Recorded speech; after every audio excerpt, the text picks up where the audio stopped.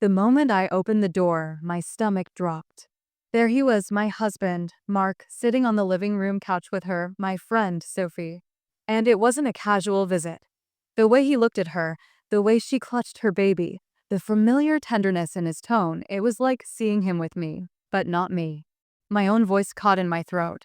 Mark, I whispered, barely audible, as if speaking louder would shatter something fragile.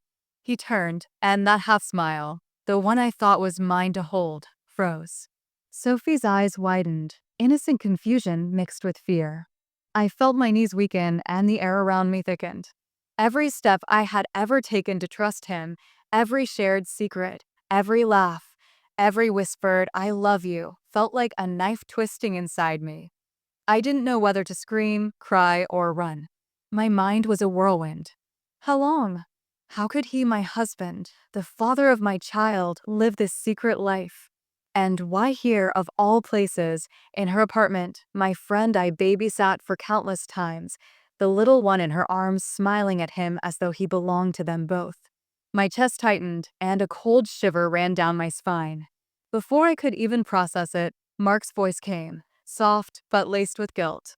I can explain. But the words fell flat. How could anything he said explain this? I froze, trying to grasp the scene, the betrayal, the impossibility of it all. It was real. Too real. Before we go back to how this all started, I need to know, have you ever caught someone you trusted completely in a lie like this? Tell me in the comments where you're watching from. I want to hear your story too. And don't forget to hit that subscribe button so you won't miss these real-life stories that unravel in ways you'd never expect. Now, let's rewind to before everything fell apart. I used to think my life was simple, peaceful, filled with ordinary joys. I lived in a small townhouse in Charlotte, North Carolina, with Mark and our 6-year-old son, Liam. Every Sunday morning, I wore my favorite green dress, brewed coffee, and watched Liam chase the sunlight across the living room floor. Mark was usually at work, but on weekends, he was there too, smiling with that easy charm I thought was mine. My best friend, Sophie, had been in my life for years. We met in college, bonded over late-night study sessions, and shared secrets. When she had her little girl, Emma, I offered to babysit whenever she needed, sometimes for hours, sometimes overnight. I loved that kid like she was part of my family. It never occurred to me that my friendship came with a hidden price I could never have imagined. Those mornings before the storm hit were calm. I'd make pancakes, Liam helping me stir the batter with his sticky little hands. The house smelled of cinnamon and warm syrup. Sophie would drop Emma off, smiling, always grateful. Mark would sometimes peek in with a grin, ruffling Liam's hair, saying, "Best breakfast chef in Charlotte." Everything felt grounded, safe, predictable. I remember thinking once how lucky I was to have a husband who seemed devoted, a son who adored me, and a friend I could trust without question. Little did I know that trust was fragile, like thin glass, waiting for someone to shatter it with a careless step. Even our weekends had their rhythms. Grocery trips at the local Harris Teeter, quiet walks in Freedom Park, movie nights with popcorn and blankets strewn across the couch. I felt the weight of my responsibilities, but also the warmth of family. Balancing work, motherhood, and friendship had been challenging, yes, but I had pride in what I managed to hold together. And then, in the middle of one ordinary Thursday afternoon, everything changed. A simple babysitting errand, something I had done countless times, became the doorway into a life I didn't recognize. I still remember the sunlight streaming through Sophie's living room windows that day, the smell of freshly baked muffins, the soft coo of Emma's laughter, and the moment I realized the man I loved, the father of my child, was living a second life I had never imagined. After that afternoon, I couldn't stop seeing him everywhere, not physically, but in my mind. Every smile, every word, every casual touch I had trusted became suspicious, like a puzzle with pieces that no longer fit. I kept replaying the scene in Sophie's living room, Mark on her couch, whispering, holding her hand, while I stood frozen at the doorway. I tried to convince myself it was a misunderstanding. Maybe he had been helping her with something. Maybe I had walked in at the wrong moment. But deep down, I knew better. My stomach twisted with the truth I didn't want to face. It started small. He would be vague about where he was going or why he was late. Texts would come late at night, quickly deleted after I glanced at the screen. The first time I saw him hiding his phone, I told myself it was normal. Everyone had secrets, after all. But the more I saw, the less I could ignore it. And Sophie. I began noticing tiny inconsistencies. A casual comment she made about Mark that didn't match my memories. A nervous glance when I mentioned our family plans. It was subtle at first, almost easy to dismiss. But a pattern began to form, like dark clouds gathering at the horizon. I started keeping notes in my phone, times he left, odd behaviors, curious coincidences.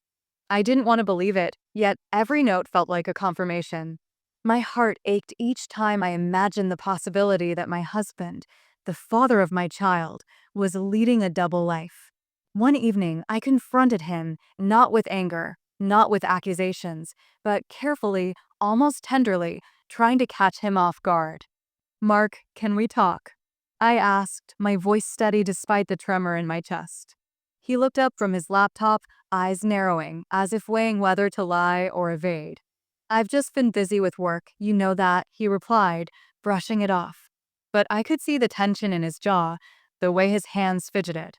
That same evening, I caught him on a call, hushed, hurried, the word Emma slipping from his lips. My pulse stopped. My own child's name hadn't been mentioned, he had said it. Sleep became difficult. I found myself wandering our home at night, listening for quiet whispers, for creaks in the floorboards, for the sound of secrets. Liam would ask me, "Mom, are you okay?" And I would smile, forcing a calm I didn't feel. I loved him fiercely, and I couldn't let this, whatever it was, spill over into his life. Every interaction with Sophie became a test of composure.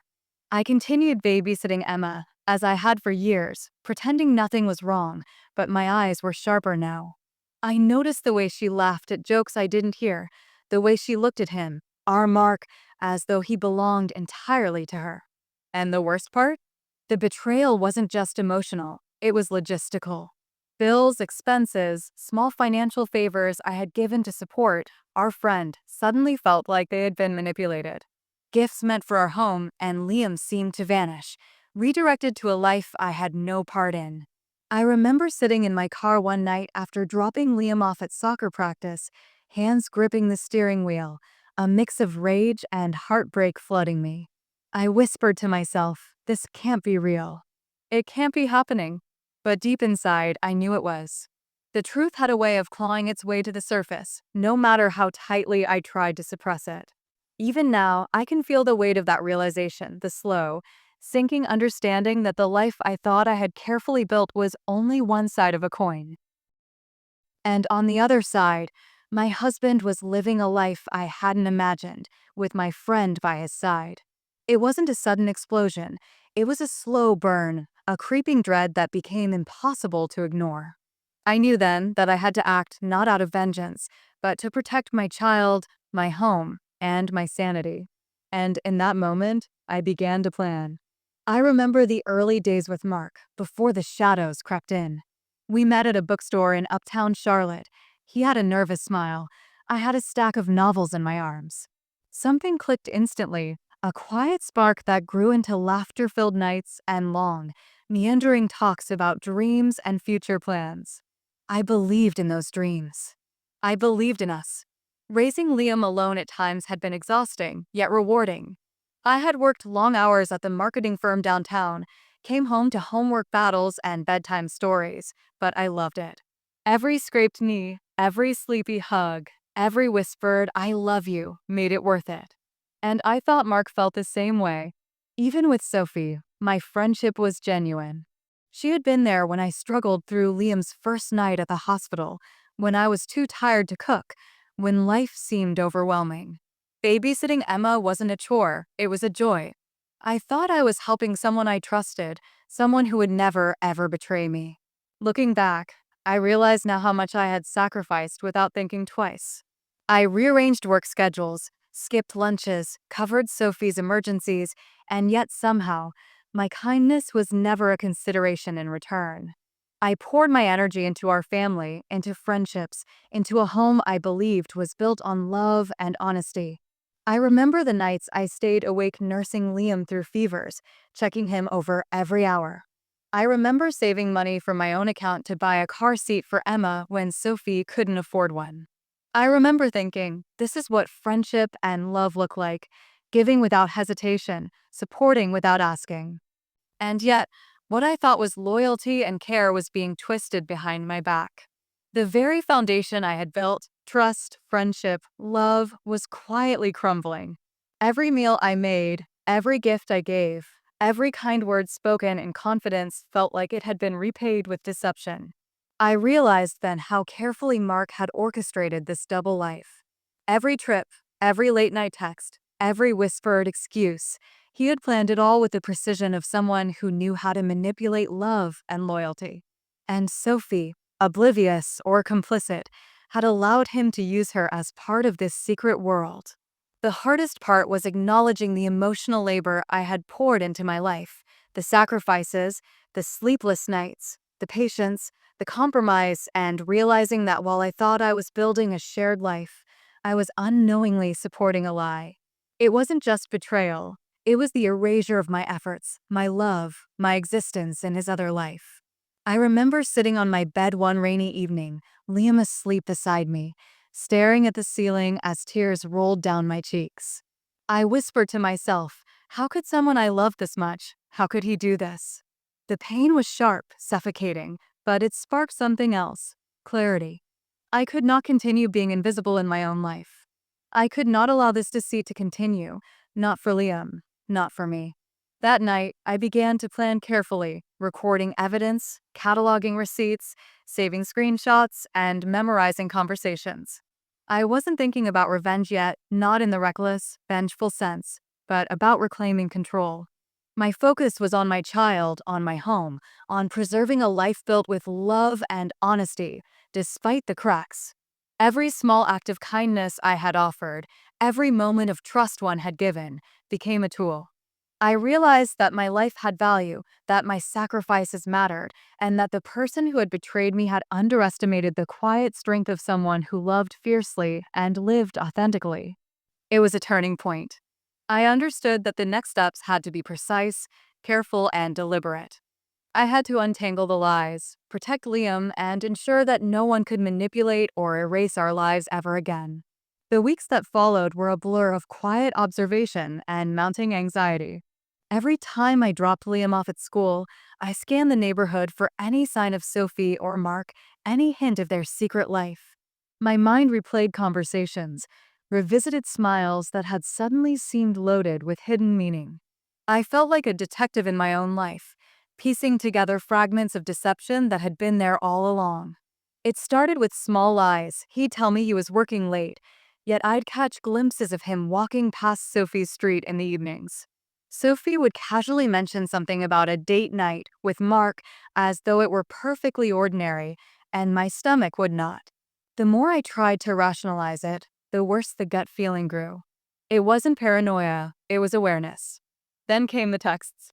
I found one by accident, a quick glimpse over his shoulder. Can't wait to see you tonight. Emma's asleep. It's perfect. My hands shook as I stared at the screen, the words burning into my memory. That was it, the confirmation I had been avoiding. Mark wasn't just hiding something. He was living a whole second life. And Sophie? She knew. She wasn't the innocent friend I had trusted. She was part of the lie. I began documenting everything. Photos, receipts, odd patterns of behavior, even conversations. Each piece of evidence became both a shield and a weapon, proof that I hadn't imagined this betrayal. I had to be careful. Mark was clever, careful, almost surgical in how he maintained this double existence. One wrong move from me, and he could have erased any proof. One afternoon, I popped in to drop off Emma as I often did. Sophie opened the door, smiling like nothing was wrong. But as I stepped in, I froze. Mark was there, leaning over Emma as she scribbled on a coloring book. And the look he gave me, the same one he had given me the day I walked in on them, was a mix of shock and guilt, but also calculation. He didn't know what I knew yet. I didn't expect you today, he said, attempting casualness that failed spectacularly. I kept my voice steady, just dropping off Emma for a few hours. Liam has soccer practice. Sophie's smile faltered, a flicker of unease crossing her features. For the first time, I saw uncertainty in her eyes, a hint that she knew the walls of our secret world were starting to crumble. I sat on the couch, watching them interact, my heart pounding in my chest. Every laugh they shared, every gentle touch, felt like a personal blow. But I had to remain calm. Any outward emotion might alert them that I was on to the truth. After leaving that day, I couldn't stop thinking about the financial implications. Mark had access to both our accounts, our savings, our investments. How many months or years had he diverted money, hidden assets, or manipulated our resources to sustain this other life? My hands trembled as I logged into our accounts, cross-referencing expenses, receipts, and withdrawals. The numbers told a story more cruel than words ever could. And then came the confrontation I had dreaded but knew was inevitable. I called Mark that evening, my voice calm but firm. "We need to talk. Now." His pause over the phone was telling. The careful, confident man I thought I knew suddenly sounded small, hesitant. That hesitation confirmed what I had already discovered. He had been living a lie, and he knew it was unraveling. I didn't yell. I didn't cry. I simply listened, letting him stumble through excuses, half-truths, and feigned ignorance. But inside, I was already planning my next move. I would protect Liam, reclaim what was rightfully mine, and make sure this betrayal had consequences he couldn't ignore. The tipping point had arrived. There was no turning back.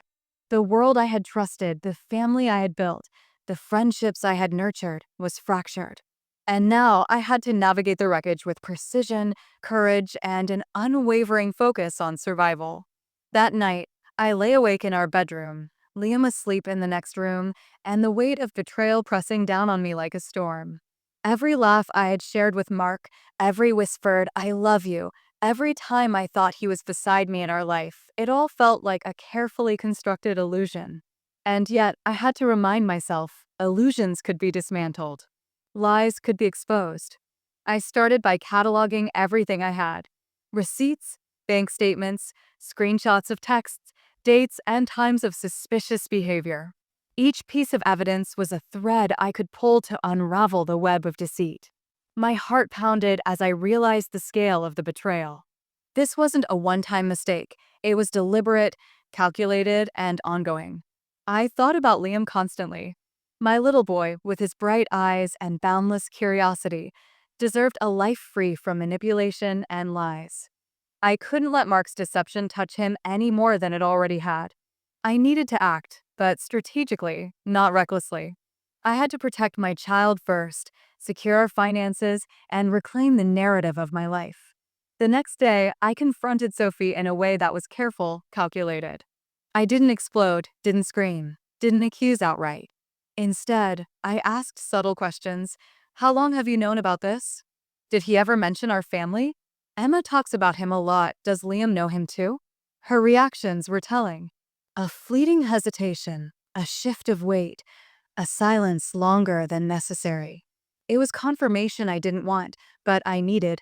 She had been aware, or at least complicit. And that realization cut sharper than anything Mark had done. Financial matters came next. I froze joint accounts, monitored transactions, and secured critical documents. Every dollar, every statement, every contract was reviewed. I was no longer just a wife betrayed. I was a strategist reclaiming the pieces of a life someone had tried to steal. I also began documenting Mark's movements. Patterns emerged: regular visits to Sophie's apartment, purchases that didn't match his explanation, calls that were quickly ended or deleted. Each piece of data added to a bigger picture, one I was determined to expose if necessary. Emotionally, I had to steel myself. The rage and heartbreak were still there, simmering beneath the surface, but I learned to channel them into clarity. I made lists of actions, organized priorities, and rehearsed conversations. I wasn't ready for confrontation yet. First, I needed leverage. First, I needed certainty.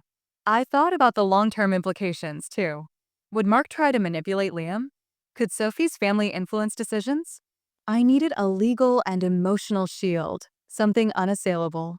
Lawyers were contacted quietly, not for threats, but for advice, protection, and preparation.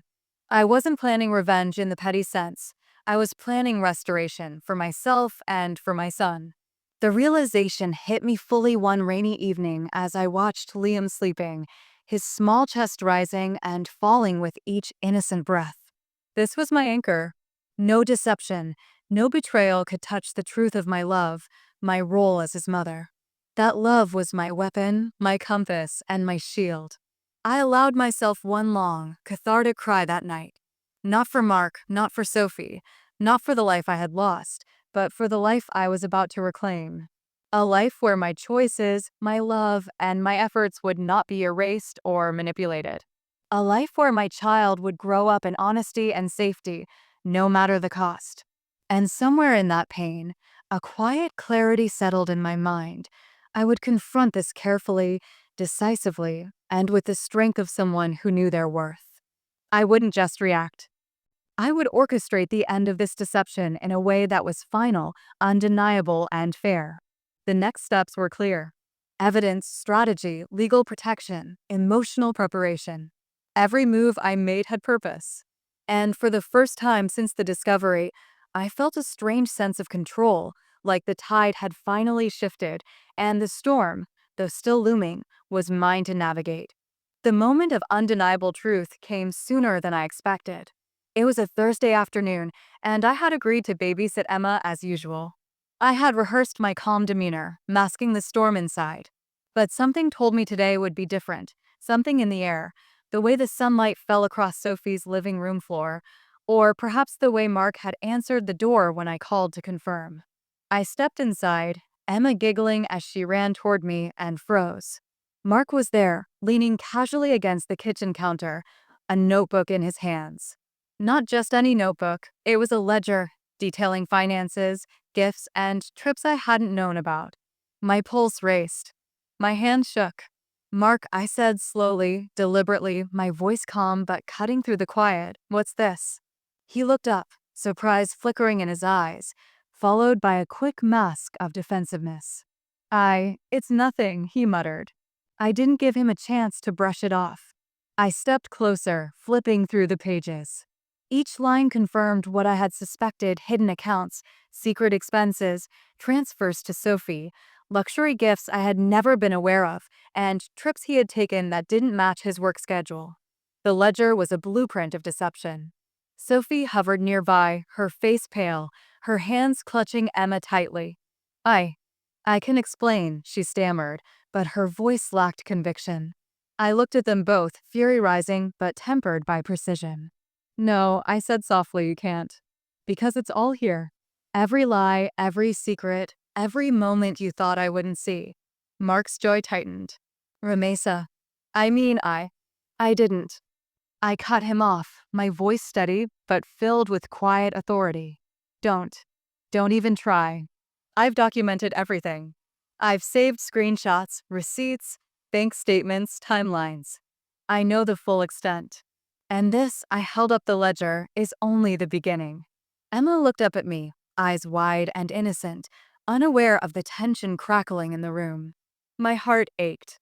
This wasn't about punishment. It was about truth, justice, and protecting my children. I told them calmly, from now on, I make the decisions. Liam's life, my life, our home. I control the narrative. You've already demonstrated you cannot be trusted.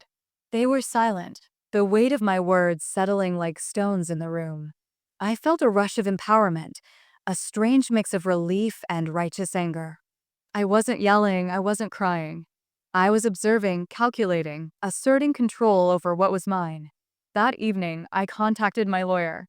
Everything had been documented carefully: financial records, the ledger, timestamps, photos. Legal protection was arranged not as a threat, but as a safeguard for Liam and myself. I wanted no loopholes, no chance for manipulation, no ambiguity. For the first time, I felt a strange calm.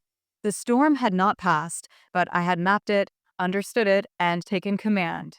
No longer a passive observer in my own life, I was a strategist, a protector, and a force that could not be ignored. Mark and Sophie continued their half-hearted justifications, their excuses hollow and transparent. I let them talk, let them reveal themselves further. Every word they spoke reinforced my resolve. I would not be manipulated. I would not be silenced. I thought of Liam again, his laughter echoing in the halls of our home, his small hand in mine. He deserved a life without deceit, without hidden truths. That clarity fueled my next moves, careful, deliberate, unshakable.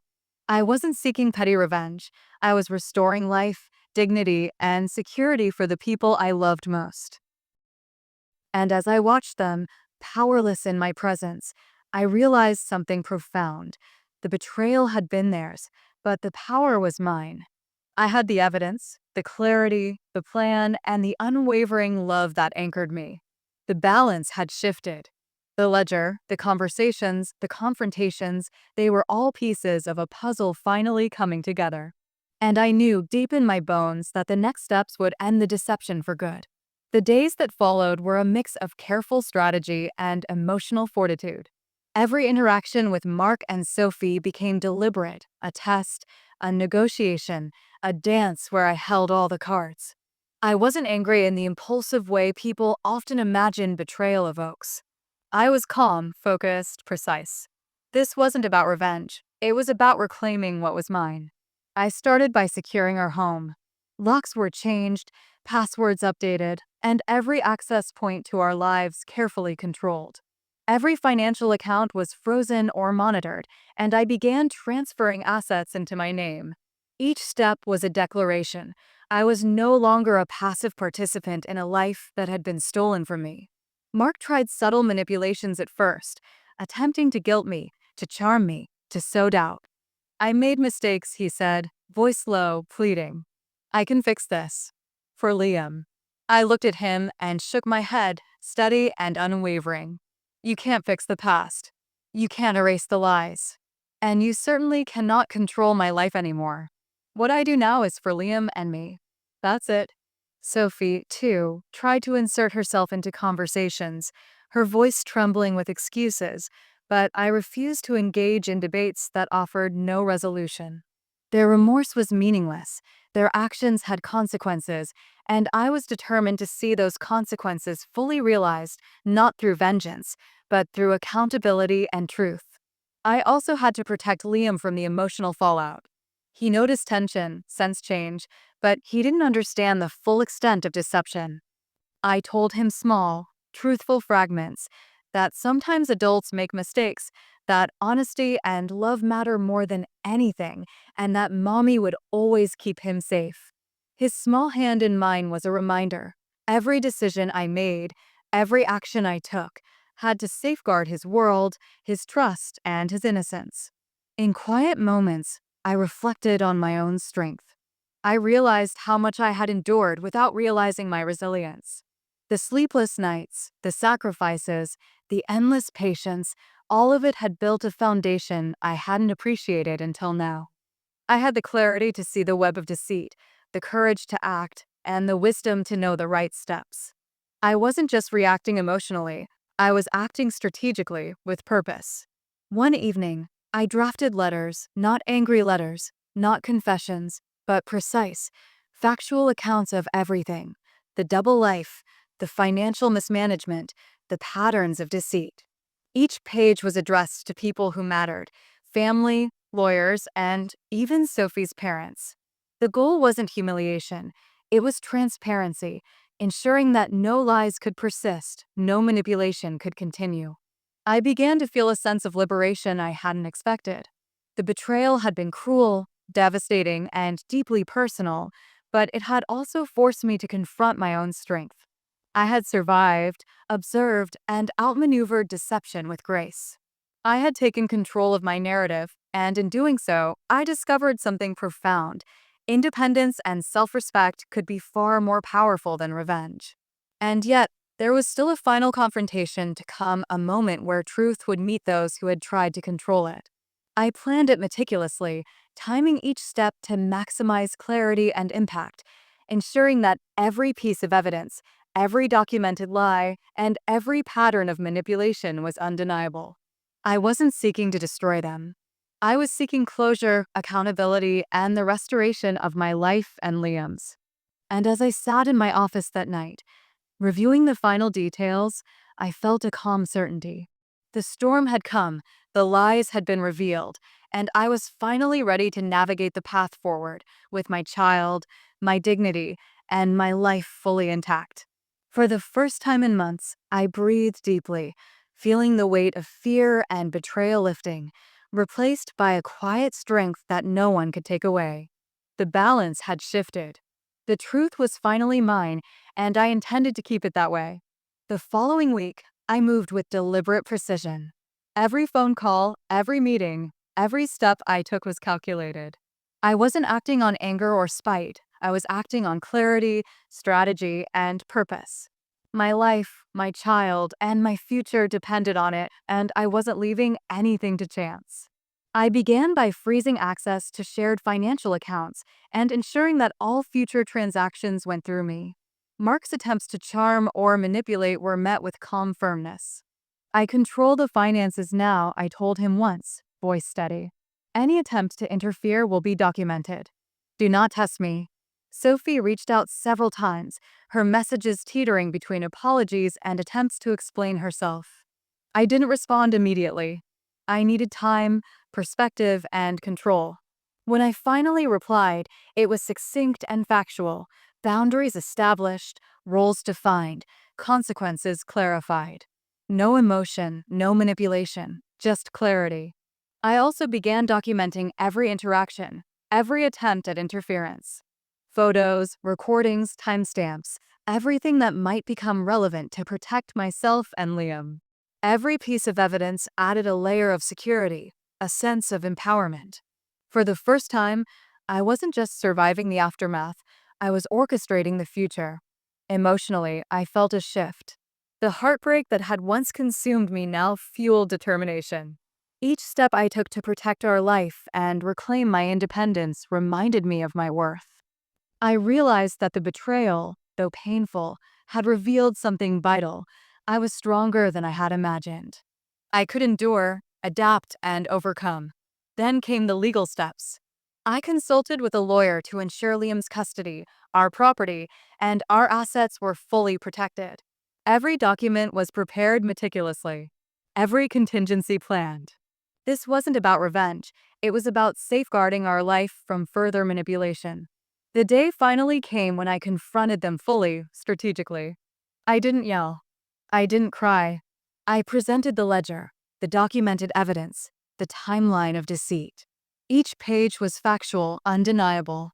Mark and Sophie sat across from me, the reality of their actions staring back at them in stark, unyielding clarity. "I have no interest in destroying either of you," I said, voice calm. "What I do want is accountability, boundaries, and the restoration of my child's life. Liam deserves honesty. I deserve respect. And you have both demonstrated that without structure and consequence, neither is possible." The room was silent. Mark's confident demeanor had evaporated. Sophie's eyes were wide, guilt and fear reflected there. I didn't gloat. I didn't mock. I simply observed, the power in my control quiet, but undeniable. In the weeks that followed, I implemented the final protective measures. Liam's routines were secured.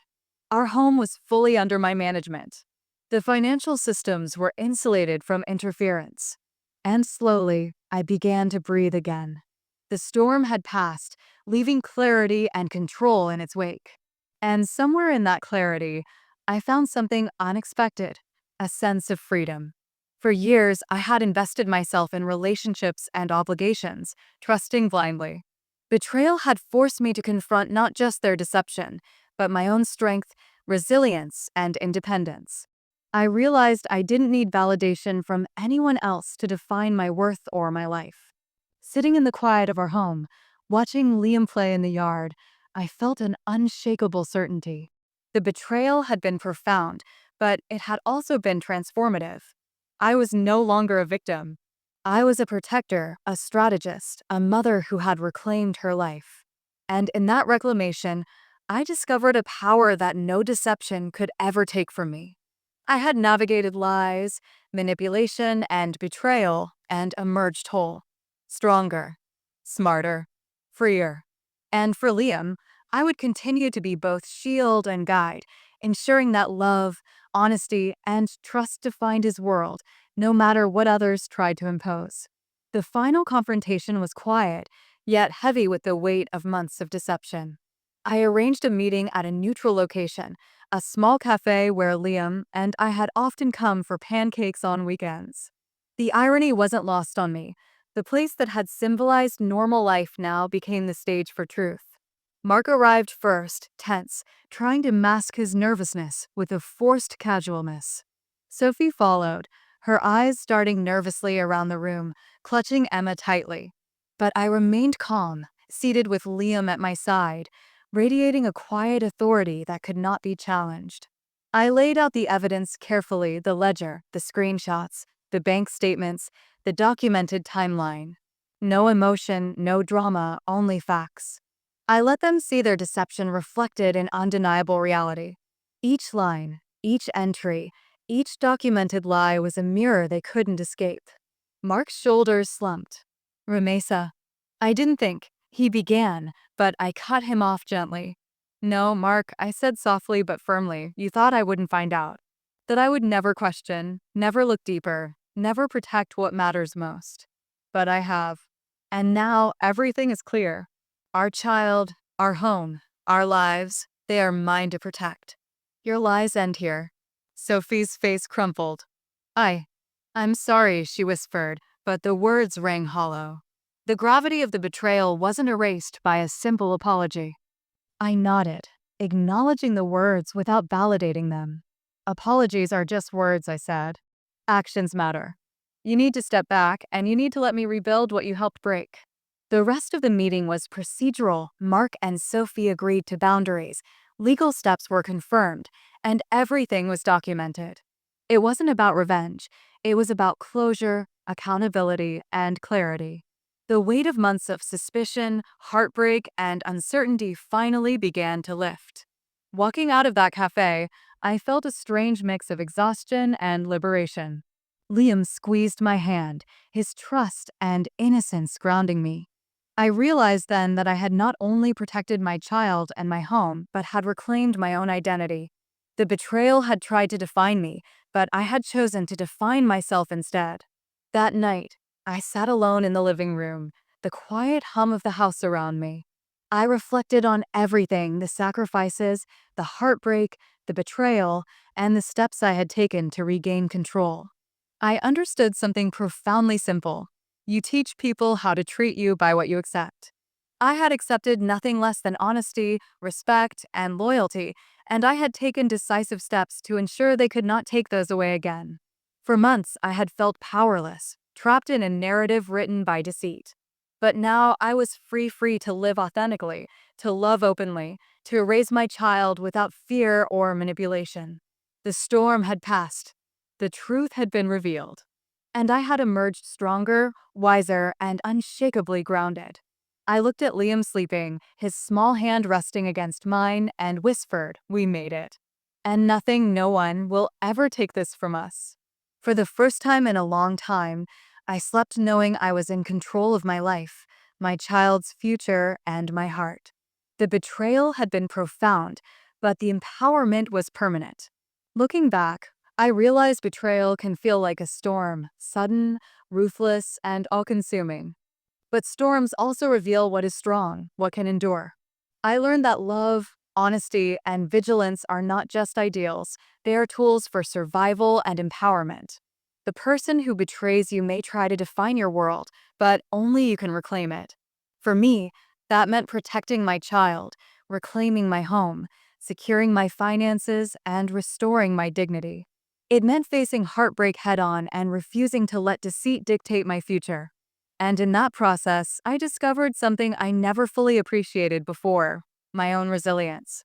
I realized that true strength isn't in retaliation, it's in clarity, preparation, and the courage to take control of your life. I share this story because betrayal can happen to anyone, and the choices we make afterward define our path. Sometimes, the hardest moments teach the deepest lessons. And sometimes, the most painful truths lead to the greatest empowerment. Have you ever had to confront a betrayal that shook your world? How did you find the strength to rise above it? Share your story in the comments. I'd love to hear from you.